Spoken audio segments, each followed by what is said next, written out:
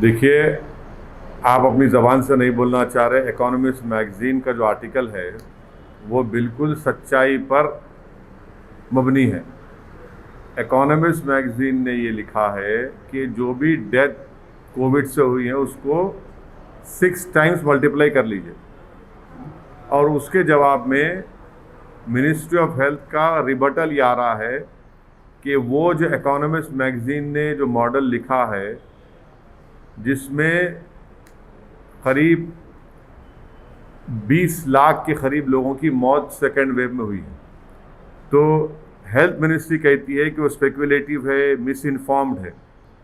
मैं health minister से पूछना चाह रहा हूँ कि अगर वो स्पेकुलेटिव, मिस इन्फॉर्म्ड है तो फिर कोवैक्सीन का आपने क्यों उसको शुरू किया? क्या वो कुछ पीयर रिव्यूड साइंटिफिक डेटा था उसका? अभी भी डेटा जमा कर रहे हैं ना। दूसरा, आयुष मिनिस्ट्री ने क्यों कोरोनिल को सर्टिफिकेशन दिया? क्या उसका भी कुछ इफेक्टिव डेटा था आपके पास? तीसरी बात यह है कि डेली डिस्ट्रिक्ट वाइज डेटा कोई भी स्टेट नहीं दे रहा है। स्टेट्स आईसीएमआर के गाइडलाइंस को कोई फॉलो ही नहीं कर रहे हैं। और पांचवा पॉइंट जो हेल्थ मिनिस्ट्री कहती है कि उन्होंने बिहार सरकार को लिख कर दिया। बिहार सरकार को बिहार की हाई कोर्ट ने उनको क्वेश्चन किया, उनको खींचा, तो रातों रात बिहार सरकार ने फिगर्स को सही करके 3000 मौत का इजाफा कर दिया। जितने एपिडेमोलॉजिकल मॉडल्स हैं, जो एक्सपर्ट्स हैं, वो सब कह रहे हैं कि डेथ्स जो हैं वो 5 से 6 गुना ज़्यादा है। और ये बिल्कुल सही है, इसमें कोई डिनाई नहीं कर सकता। ये सिर्फ मोदी सरकार ये कह रही है कि इतने मौतें नहीं हुए कोविड से। मोदी सरकार हकीकत को सच्चाई को छुपा रही है। मोदी सरकार का रियलिटी से कोई टच ही नहीं है। वो आम भारत के लोगों की मौत, उनकी तकलीफ से उनका कोई ताल्लुक़ ही नहीं है, कनेक्शन ही ख़त्म हो चुका है। वो बिल्कुल अलूफ है, इसीलिए वो इस तरह की गलत बातें कर रहे हैं। तो मान रहे हैं, लेकिन सरकार की बातों को क्यों नहीं? हम सरकार का रिबटल भी कर रहे हैं, हर कोई ये कह रहा है कि इंश्योरेंस क्लेम्स, डेथ सर्टिफिकेट्स जो इशू हुए सेकेंड वेव में, और डेथ सर्टिफिकेट्स जो पहले वेव से पहले इशू होते थे, ये पूरे एपिडेमोलॉजिकल एक्सपर्ट्स हैं। इकोनॉमिस्ट मैगजीन में सी ओटर के यशवंत देशमुख ने भी किस बात को कहा, जब यशवंत देशमुख कहेगा बीजेपी स्टेट जीत रही तो थालियां मारेंगे, और जब यशवंत देशमुख कहेगा एक स्टैटिस्टिशियन है वो भी इस बात को मान रहे हैं, तो आप उनको अब नहीं मानते। तो प्रॉब्लम ये है कि बीजेपी ये चाहती है कि सिर्फ उनकी तारीफ करो, उनकी तायीद करो और सुप्रीम लीडर जिंदाबाद के नारे लगाओ।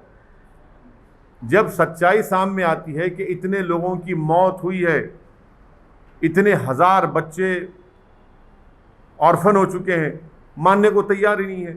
इसलिए नहीं मानते क्योंकि वो बैडली एक्सपोज हो चुके हैं। सेकेंड वेव की तैयारी बीजेपी मोदी सरकार ने कुछ नहीं की। वैक्सीनेशन का ऑर्डर देर से दिया, वैक्सीनेशन का सप्लाई गलत हुआ रहा है, और यही वजह है कि इतनी सब लोगों की मौत हुई है।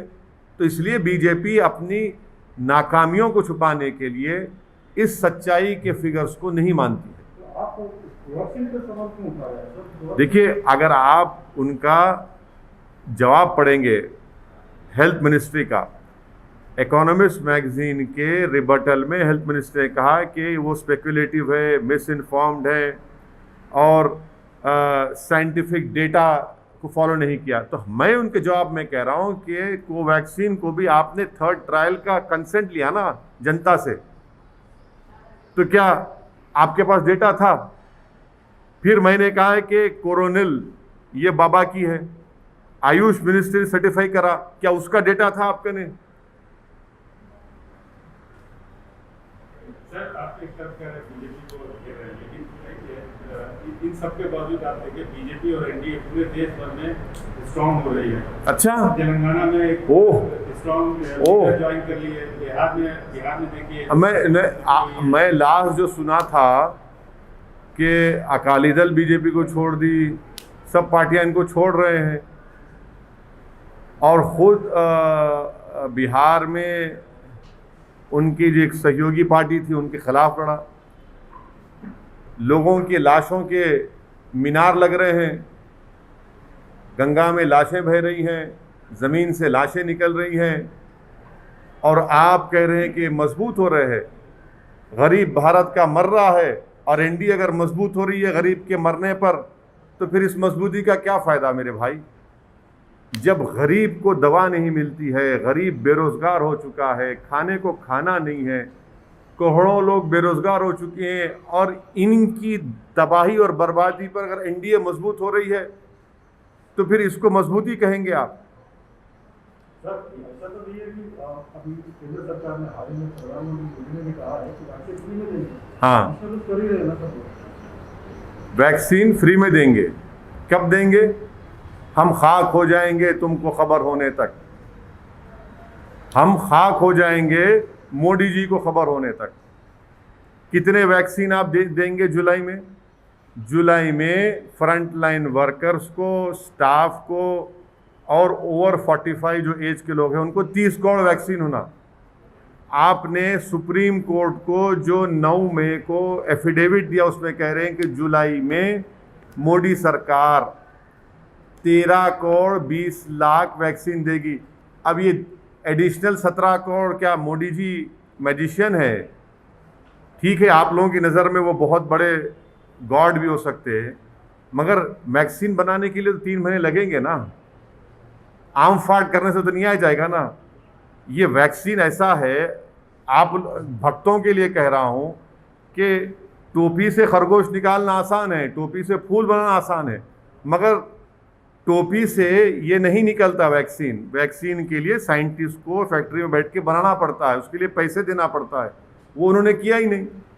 तो जुलाई में ही 17 करोड़ वैक्सीन कम पड़ने वाले हैं। कहाँ से लाएंगे? क्या दिसंबर तक 213 करोड़ वैक्सीन आ जाएंगे?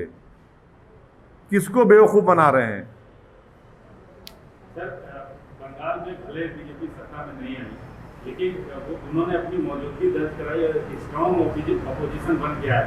तो अब क्या लगता है तेलंगाना में जिस तरह से बीजेपी ज्वाइनिंग करा रही है यहाँ के मजबूत ओबीसी लीडर को, तो तेलंगाना में भी आपको लगता है कि मजबूत वो भी बीजेपी है उस तरह से? देखिए, ये नागार्जुना सागर का एक बाई इलेक्शन हुआ था ना, जमानत भी नहीं बचा पाए बीजेपी के लोग। हैदराबाद रंगारेड्डी महबूब नगर का एमएलसी का इलेक्शन हुआ, हार गई बीजेपी। नलगुंडा वरंगल खम्मम का एमएलसी इलेक्शन हुआ, ग्रेजुएट्स का, बीजेपी का 4थे नंबर पे चले गई। अब आप लोगों की नज़र में ये सब अच्छा दिख रहा है तो भाई मुझे नहीं मालूम, या तो आपकी दिमाग का नंबर ज़रा कम हो चुका है, आँख का नंबर कम हो सकता है या बढ़ सकता है, मगर ये दिमाग का नंबर अगर आप लोगों का कम हो रहा है तो फिर इसका इलाज मेरे पास नहीं है। हाँ, ना आज जीएचएमसी में उसके बाद क्या हुआ? अच्छा, जीएचएमसी में आप बताइए कि सेकेंड वेव में कहीं नज़र आए बीजेपी आपको? इतने लोग जो बीमार पड़ रहे थे, पीड़ित परिवार के पास कोई नहीं गए। हाँ, कहाँ गए? मौत में गए, मौत में गए या जिंदगी में गए?